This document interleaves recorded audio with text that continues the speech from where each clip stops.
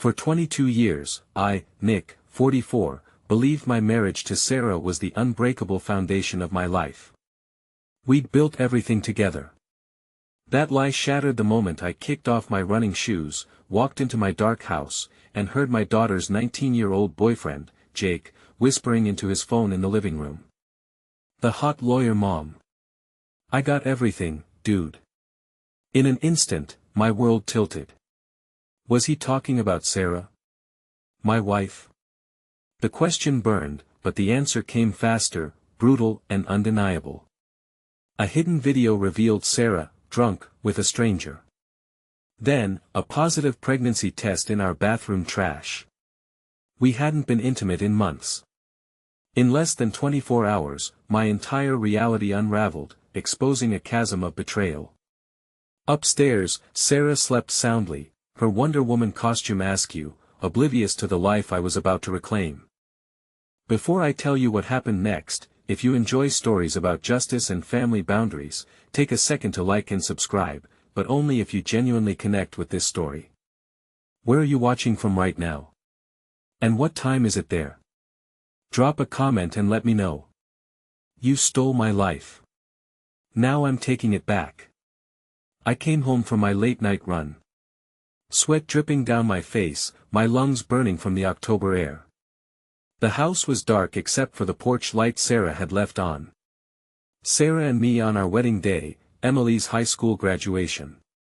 Our last vacation to the lake house. My phone buzzed. A text from an unknown number. Check your email. Monday morning arrived gray and cold, matching my mood perfectly. I'd spent Sunday in my garage working on Mrs. Henderson's transmission and trying not to think about the video that kept playing in my head. Sarah had woken up with a massive hangover, claiming she didn't remember anything from the party.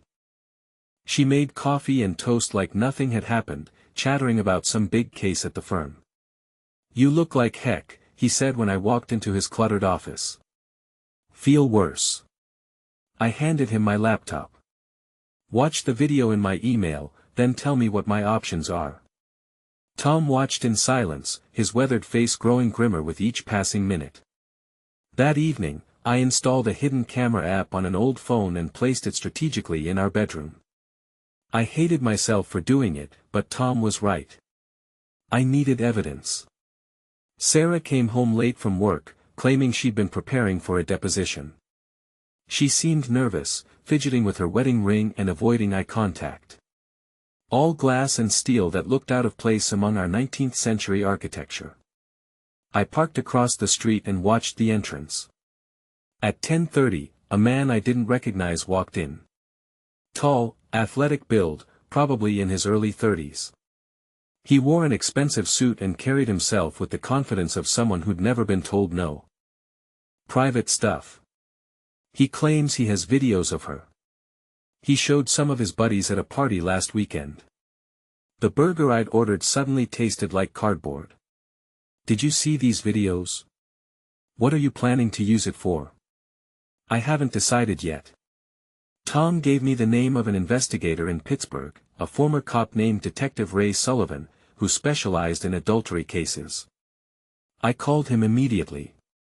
"I can have preliminary information for you within a week," Sullivan said.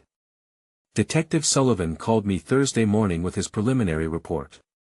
"Your wife's having an affair with Shane Morrison," he said. 28 years old, owns a gym downtown. He's also the older brother of your daughter's ex-boyfriend. The pieces clicked into place with sickening clarity. I had to give him that. The kind of guy who made everyone feel like his best friend. He was also young enough to be Sarah's son. My phone buzzed with a text from Sarah. "Doctor's appointment went great." Sarah kept checking her phone, typing quick responses to messages she didn't share with me. After she went to bed, I sat in my garage workshop, surrounded by the tools and projects that had always brought me peace. But tonight, nothing could calm the rage building inside me. I pulled up Detective Sullivan's photos on my laptop. Sarah and Shane entering his apartment building. "I can't keep lying to him," Sarah was saying. "Nick's getting suspicious." "So tell him the truth," Shane replied. You're not happy. You haven't been happy for years. It's not that simple. Listening to my wife plan to rob me blind and run away with her boy toy. Shane stood up, puffing out his chest like a rooster. You need to leave, old man. Old man. I laughed, but there was no humor in it. I let him get close, then drove my fist into his solar plexus. He doubled over, gasping for air. Stay down, I advised him.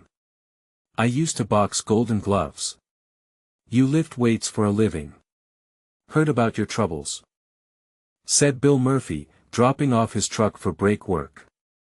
Sorry it happened, but good for you for standing up for yourself. That woman never deserved you anyway, added Mrs. Henderson, whose transmission I had rebuilt last month. What exactly am I destroying? Emily's face crumpled. I just want our family back. So did I. But your mother made choices that destroyed our family long before I found out about them. Sarah looked terrible. She'd lost weight, her hair was unwashed, and she had dark circles under her eyes. She was staying at a motel on the outskirts of town, according to Tom's sources. I never meant for it to happen, she said without preamble. Which part? We sat in silence for a moment, surrounded by the low hum of conversation from other patrons who were pretending not to stare at us. What do you want from me? Sarah finally asked. I want you to face the consequences of your actions. I want you to take responsibility instead of making excuses. And then what? I testified at Sarah's sentencing hearing, not to ask for leniency, but to give a victim impact statement on behalf of the clients she defrauded. Sarah Peterson betrayed the trust of everyone who knew her. I told the judge, her clients, her colleagues, her family. She chose personal gratification over professional responsibility, and innocent people suffered because of her choices. Sarah didn't look at me during my testimony. She sat at the defense table in an orange jumpsuit, staring at her hands. Some betrayals are too deep for forgiveness. Some trust, once broken, can never be repaired. But life goes on. Emily graduated summa cum laude and took over the business side of the shop full-time. I focused on what I'd always loved, fixing things that were broken, solving mechanical problems with my hands and my experience. I know you probably can't forgive me. I don't expect you to, but I want you to know that I understand now how much I hurt you, how selfish I was. Emily reached across the table and touched her mother's hand briefly. I'm glad you're okay, Mom. Sarah's eyes filled with tears. Not as difficult as I expected, I admitted. She's part of my past now, a chapter that's closed. Margaret squeezed my hand. I'm glad. As the fireworks exploded overhead, painting the sky in brilliant colors, I thought about the journey that had brought me to this moment. I kicked off my running shoes on the back porch and grabbed my water bottle from the kitchen counter. That's when I heard voices coming from the living room. Bro, you won't believe what happened tonight. A voice whispered into a phone. I recognized it immediately. Jake Morrison, my 19-year-old daughter, Emily's boyfriend. You deserve to know the truth. With trembling fingers, I opened my laptop. There it was, a video file in my inbox. The timestamp showed it was from 3 hours ago during the law firm's annual Halloween party. I didn't want to watch it, but I had to. Nick, you're being awfully quiet, she said, buttering her toast with the same precision she used to dissect witnesses in court. Just tired, I replied, not looking up for my coffee. Well, I have some news that might cheer you up. She sat down across from me at our kitchen table, the same table where we'd eaten thousands of meals together. I'm pregnant. When it ended, he leaned back in his chair and lit a cigarette despite the no smoking signs posted everywhere. How long has this been going on? He asked. I have no idea. This is the first I've known about it, and she's pregnant, so she says. We haven't been intimate since July. How was your day? She asked, pouring herself a glass of wine. Should you be drinking if you're pregnant? She paused, the glass halfway to her lips. One glass won't hurt. My doctor said moderate drinking is fine in the first trimester. My phone rang. Emily. Dad, I need to talk to you about something. What's wrong, honey? It's about Jake. God, no. But his friend Marcus told me about it. He thought I should know what Jake was saying. Why didn't you tell me sooner? Because I hoped it wasn't true. Full surveillance package runs $500 a day, plus expenses. Do it. That evening, Sarah came home with flowers and takeout from our favorite Italian restaurant. I thought we could have a romantic dinner, she said, kissing my cheek. Just the two of us. Jake Morrison. Shane Morrison. The video Jake had been bragging about wasn't something he'd secretly recorded. It was something his older brother had shared with him. How long has it been going on? I asked. Baby's healthy. Home by 6 with dinner. More lies. According to Sullivan's report, Sarah was currently in Shane's apartment, probably celebrating their successful deception. I drove home and waited. Sarah and Shane at the Marriott. Sarah and Shane at a restaurant in the next town over, holding hands across the table like teenagers. In every photo, my wife looked happier than she'd been with me in years. The final photo was timestamped from this afternoon. Sarah leaving Shane's apartment at 4:30, her hair disheveled, her blouse wrinkled. The shop, the house, Emily's college tuition, everything's tied up together. We could leave, go somewhere new, start over. With what money? Nick would get half of everything in a divorce. Not if he doesn't know about the money you've been moving. My blood turned to ice. I'm 44 years old and I've been working with my hands since I was 16. You spend your days helping soccer moms lift 5-pound weights. Want to test who's tougher? Nick, please, Sarah said, standing between us. Let me explain. This won't end well for you. I turned back to Sarah. Here's what's going to happen. You're going to transfer every penny you stole back to the client accounts. You're going to resign from the firm, and you're going to sign whatever divorce papers Tom Baxter puts in front of you. And if I don't, I held up my phone. Too fancy for her own good. By noon, I'd had similar conversations with a dozen customers. Apparently, Sarah's arrogance and social climbing had made her more enemies than friends in our small town. Tom Baxter called at lunch. Sarah's attorney wants to negotiate, he said. What's going to happen now? I don't know. But whatever happens, you'll always be my daughter, and I'll always love you. We hugged for a long time, standing in my cluttered garage workshop while the October wind rattled the windows. The next morning brought unexpected visitors. The affair or the embezzlement? Any of it? I was unhappy, Nick. I had been for years. You were always working, always focused on the shop or your projects. You get your revenge and we all move on. I looked at my wife, my soon-to-be ex-wife, and felt something I hadn't expected. Pity. This isn't about revenge anymore, Sarah. This is about justice. You committed crimes. The divorce was finalized a week later. I got the house, the shop, both cars, and half of Sarah's legitimate assets. The offshore money was seized by the federal government to compensate her victims.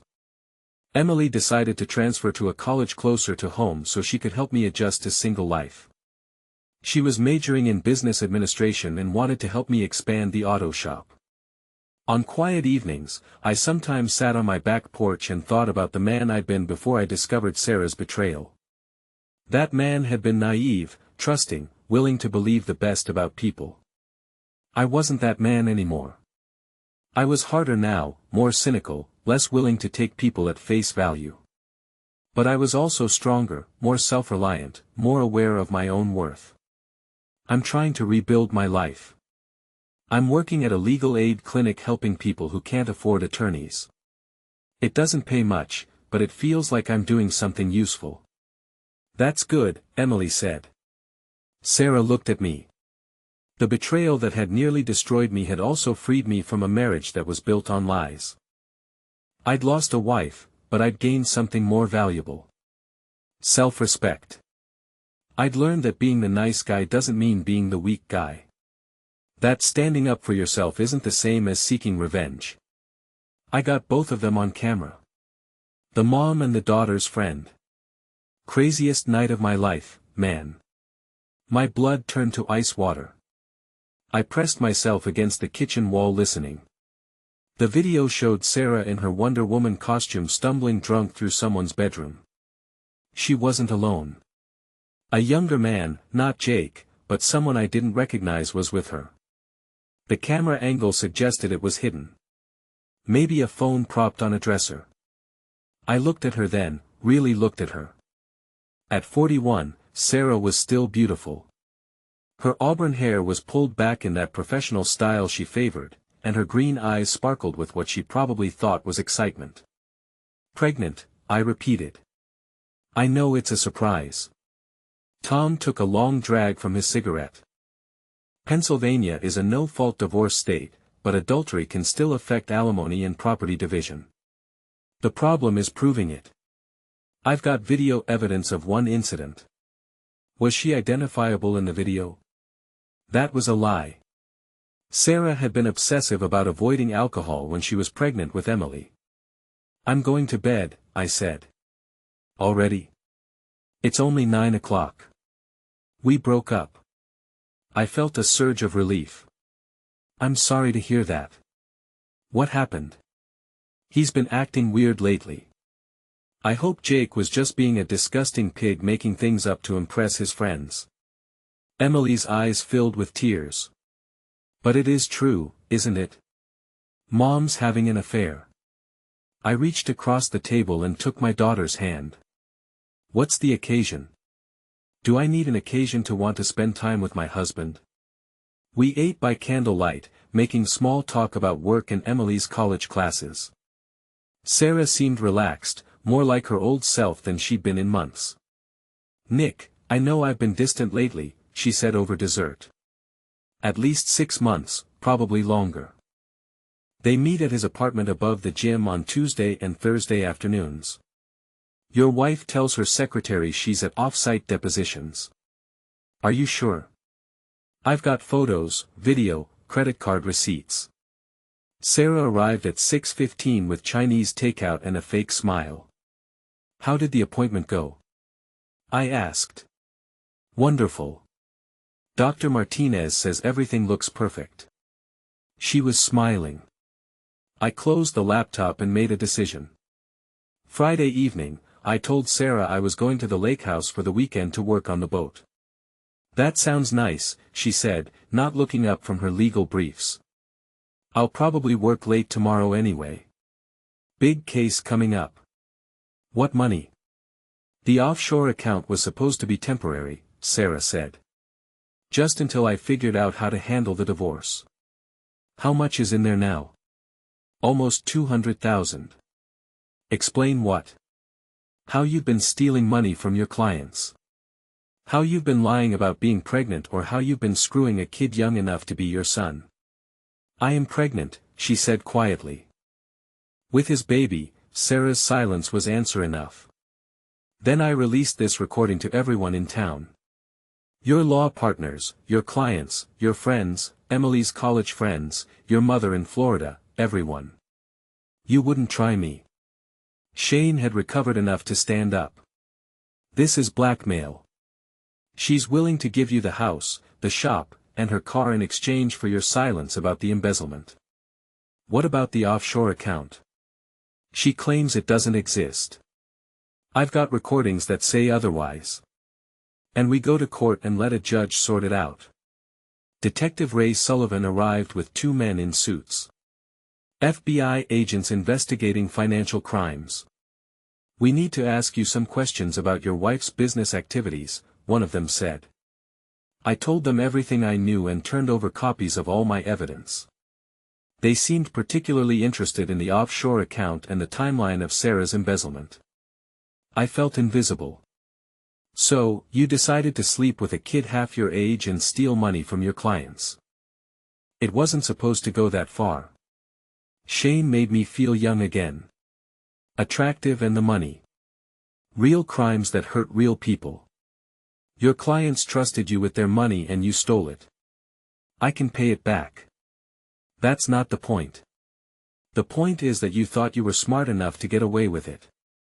I think we should add a towing service, she said one evening as we ate dinner in our quiet kitchen.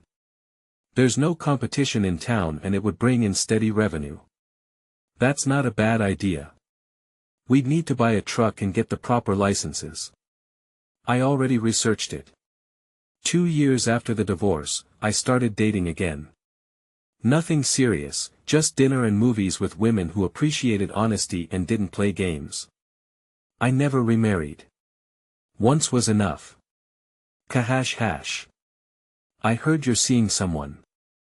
Margaret from the library. We're friends, I said carefully. She seems nice. You deserve to be happy. That sometimes the best way to win is simply to refuse to lose. The fireworks reached their crescendo, filling the night sky with light and sound. Children cheered, couples embraced, and life continued its eternal cycle of endings and beginnings. I was 50 years old, financially secure, surrounded by people who respected me, and dating a woman who appreciated my honesty and integrity. Sarah Peterson had tried to destroy my life, but she had only succeeded in making it better. Yeah, the hot lawyer mom. She was drunk as heck at that party. And get this, she had no idea I was recording. Neither did the friend. I got everything, dude. I watched my wife of 22 years betray everything we'd built together. I closed the laptop and walked upstairs. Sarah was passed out in our bed, still wearing her costume, makeup smeared across the pillowcase. She reeked of alcohol and something else, cologne I didn't recognize. In the bathroom, I found a pregnancy test in the trash can. We weren't trying, but sometimes life has its own plans, right? Sometimes it does. I stood up and grabbed my jacket. I've got to get to the shop. Nick, aren't you excited? We're going to have a baby. I thought about it. The lighting had been dim and Sarah's face wasn't clearly visible. Maybe not clearly enough for court. Then we need more. Much more. Long day. I went upstairs and pretended to sleep, listening to Sarah move around downstairs. Around 11 o'clock, I heard her on the phone speaking in hushed tones. I crept to the top of the stairs. I can't keep doing this, she was saying. Secretive. And he said some things about Mom that were really inappropriate. My stomach dropped. What kind of things? I don't want to repeat them, but Dad, I think there's something going on that you should know about. I think so. Yes. Who is he? I don't know yet, but I'm going to find out. That afternoon, I closed the shop early and drove to the lake house. The pregnancy hormones are making me crazy, and work's been incredibly stressful. What case is keeping you so busy? The Henderson divorce. You know how messy those high-asset cases can get. Another lie. The Henderson case had been settled 6 months ago. She's been paying for a hotel room at the Marriott every Friday night for the past 4 months. Registry shows 2 occupants. I felt like I was going to throw up. Send me everything. Mr. The baby's due in May. That's great news. Did you get any ultrasound pictures? Sarah's smile faltered for just a moment. The machine was broken. We'll get them at the next appointment. I nodded and opened the container of Lane. I'm sure you'll be very busy. I loaded my truck with tools and fishing gear, making sure the neighbors saw me leave. Then I drove to the lake house, parked in the garage, and waited for dark. At 8 p.m., I drove back to town in Sarah's old Honda that we kept at the lake house for emergencies. I parked 3 blocks from Morrison's gym and walked the rest of the way. Everything from the Henderson settlement plus what I've been skimming from the firm's client account. She was embezzling.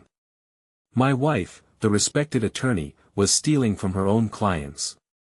"That's enough to disappear," Shane said. "We could be in Mexico by Monday." Shane stepped forward. "Look, Peterson, this doesn't have to get ugly. Sarah's not happy with you. She hasn't been for years. Just let her go." "No, this is justice. Blackmail would be if I demanded money to keep quiet. I'm not asking for money. I'm asking for my dignity back." I walked toward the door, then turned back. "But Nick, I have to warn you. If this goes public, it's going to get messy. Really messy. I don't care anymore, Tom. I'm tired of being the nice guy who gets walked all over." "How long do you think this has been going on?" Agent Morrison asked.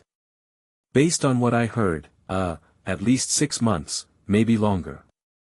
We'll need you to testify if this goes to trial. Whatever you need." "I was just borrowing it. I plan to pay it back." "With what?" "Your salary was going into our joint account." Sarah looked down at her hands. "You thought I was too stupid to figure it out." Sarah started crying then, quiet tears that she wiped away with a napkin. "I never thought you were stupid. I thought you were safe, predictable. I thought I could have my excitement with Shane and still have my security with you. Initial investment would be about $50,000, but we break even within 2 years." I looked at my daughter with pride. At 19, she was already showing more business sense than her mother ever had. "Let's do it," I said. 6 months later, Peterson's Auto Repair and Towing was the busiest shop in town. Epilogue. 5 years later. The annual town festival was in full swing when I saw her. Sarah, walking through the crowd with a hesitant smile, looking older and more fragile than I remembered. She'd been released from prison 6 months earlier and was living in a halfway house in Pittsburgh. An awkward silence fell over us. Around us, the festival continued. Children laughing, music playing, the smell of funnel cake and barbecue in the air. "I should go," Sarah said finally. "I just wanted to see you both to say I'm sorry." She walked away, disappearing into the crowd of families and couples enjoying the perfect autumn day. The final firework faded from the sky, leaving behind the scent of fireworks and the echo of applause. Margaret and I walked hand in hand toward my truck, ready to face whatever tomorrow might bring. I'd survived my wife's betrayal, rebuilt my life from the ground up, and emerged stronger than before. That was victory enough. Everything. My hands started shaking. Sarah, my wife of 22 years, the woman who'd built her law practice from nothing, who'd stood by me when I lost my job at the factory, who'd helped me start my auto repair shop. I stepped into the living room. Jake spun around, his face going pale in the lamplight. Positive. We hadn't been intimate in 3 months. I went back downstairs and poured myself 3 fingers of bourbon. Then I called the only person I could trust. Back to law office, came the growly voice of my old friend, Tom Baxter. I paused at the door. "When's your first doctor's appointment?" "Thursday at 2 o'clock. Dr. Tom stubbed out his cigarette. "I'm going to be straight with you, Nick. Sarah's a lawyer, a good one. She knows exactly how to protect herself in a divorce. If you want to come out of this with anything, your shop, your house, your dignity, you're going to have to be smarter than she is." Nick's getting suspicious. "No, I don't think he knows anything for sure, but he's been acting strange." "Thursday at 2, Dr. Martinez." "Yes, I'll call you after. Meet me at Murphy's Tavern for lunch. We'll talk." I spent the rest of the morning watching Sarah's building, but the man didn't come out. At noon, I drove to Murphy's to meet Emily. My daughter looked tired and older than her 19 years. Sarah and I had bought it 5 years ago as a weekend retreat, a place to get away from the pressures of work and town gossip. Now, I needed somewhere to think. The house sat on 2 acres of wooded property with a small dock extending into the lake. I'd spent countless hours there fishing and working on the old speedboat I bought at auction. I called Tom from the dock. "I love you," she said, reaching across the table to take my hand. "I want you to know that no matter what happens, what's going to happen?" "Nothing. I want to make sure you know how much our marriage means to me." Later that night, after Sarah had gone to sleep, I checked the hidden camera footage on my phone. "Peterson, I have to ask, what are you planning to do with this information?" "I haven't decided yet." That afternoon, while Sarah was at her supposed doctor's appointment, I drove to Morrison's gym. It occupied the ground floor of a converted warehouse on the outskirts of town, the kind of place that catered to serious lifters and weekend warriors trying to recapture their youth. Shane Morrison was easy to spot. "I ran into Tom Baxter today. He mentioned that his wife saw you at the Marriott last Friday. Said you looked like you were having a business dinner." Sarah's chopsticks paused halfway to her mouth. "Oh, that. The gym closed at 9 p.m. on Fridays." I watched from across the street as the last customers left, followed by the staff. Shane Morrison locked up at 9:15 and headed upstairs to his apartment. At 9:30, Sarah's BMW pulled into the alley behind the building. "What about the baby?"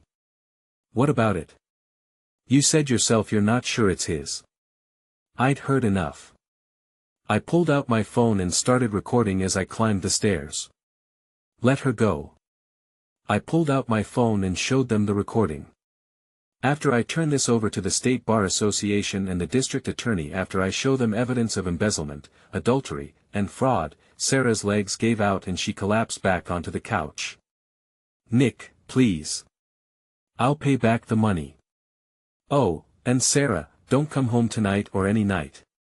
Find somewhere else to sleep." "Nick, wait." But I was already gone. Word travels fast in a small town, especially when it involves scandal. That evening, Emily came to see me at the shop. She looked like she'd been crying. "Dad, I'm so sorry. I should have told you about Jake's bragging sooner." "This isn't your fault, honey." After they left, I sat in my office and tried to process what was happening. My wife wasn't just an adulteress. She was a federal criminal. The woman I'd loved and trusted for 22 years had been living a double life that I never suspected. My phone rang. I was going to take out a loan against the house. Our house. Without telling me. "I know how it sounds. It sounds like you were planning to steal everything we built together and disappear with your boyfriend. You thought you could have it all." "Yes." I stood up and put on my jacket. "Well, now you have nothing, and you have no one to blame but yourself." The trial made headlines in the regional newspaper. Emily had been right about the demand for towing services, and word-of-mouth recommendations kept our repair bays full. I hired 2 mechanics and bought a second tow truck.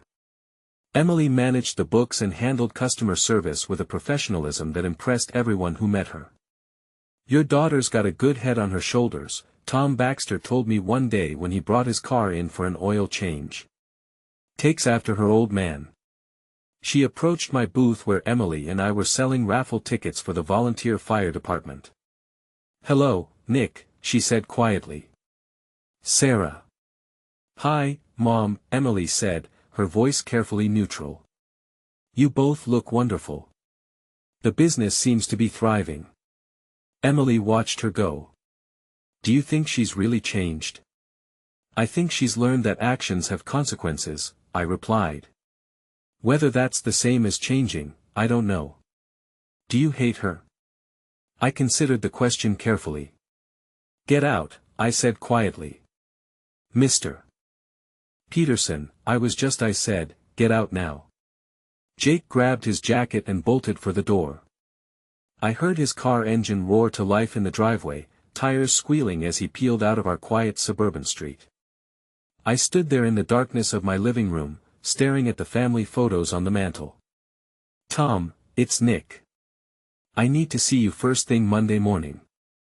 "Jesus, Nick, it's midnight on a Saturday. What's wrong?" My marriage just ended, and I'm going to need a very good lawyer. Martinez wants to do an ultrasound to determine how far along I am. I nodded and left without another word. Tom Baxter's office sat above Murphy's Tavern on Main Street in one of those old brick buildings that defined our town's character. Tom had been practicing law here for 30 years, handling everything from DUIs as to divorce cases. He'd also been my boxing coach back in high school, which meant he knew exactly how much punishment I could take. What are you suggesting? I'm suggesting you start paying very close attention to your wife's activities. Document everything, times, dates, locations. Get me evidence I can use in court. I left Tom's office with a sick feeling in my stomach and a plan that made me feel like a stalker in my own marriage. My hands clenched into fists. She was talking to him, whoever he was. The next morning, I followed Sarah to work. I'd never been the jealous, suspicious type, but desperate times called for desperate measures. Her law firm occupied the top 3 floors of the newest building in town. She'd inherited Sarah's green eyes and my stubborn chin along with a sharp intelligence that sometimes worried me. Jake's been bragging to his friends, she said without preamble. About Mom? What kind of bragging? Emily's face flushed red. I need to hire a private investigator, I said.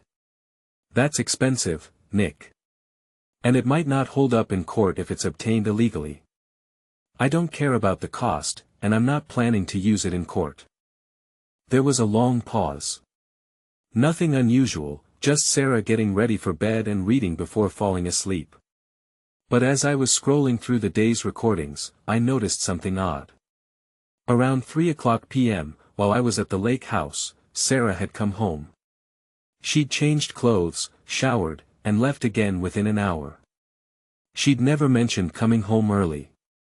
He looked like a younger, more muscular version of his brother, Jake. Blonde hair, blue eyes, and the kind of cocky smile that probably drove women crazy. He was spotting someone on the bench press offering encouragement in a voice loud enough for the entire gym to hear. I watched him for 20 minutes studying his mannerisms, his interactions with other people. He was charismatic. Yes, I was meeting with a client. Very confidential case. Must be important to meet at a hotel instead of the office.